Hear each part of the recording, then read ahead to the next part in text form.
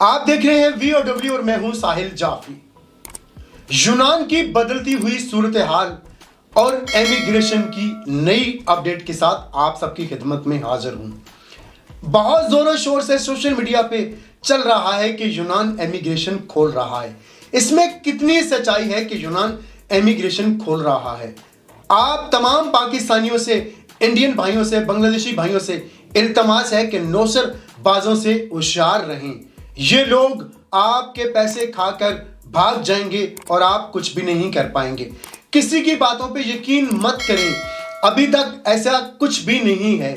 जैसे ही कोई नई अपडेट आएगी, इंशाल्लाह इस महीने के लास्ट में उम्मीद है नई अपडेट आएगी और इंशाल्लाह हम आपको उससे आगाह करेंगे।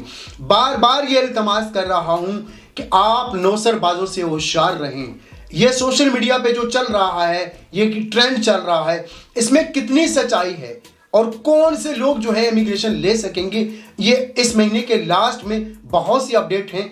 अगर आप चाहते हैं कि आप हमारी वीडियो देख सकें तो आप हमारे चैनल को सब्सक्राइब एंड लाइक कीजिएगा और उस वीडियो को शेयर कीजिएगा, क्योंकि आने वाले दिनों में हम बहुत सी अपडेट जो हैं वो आप सबके साथ ला रहे हैं। देखते रहिए सिर्फ और सिर्फ VOW।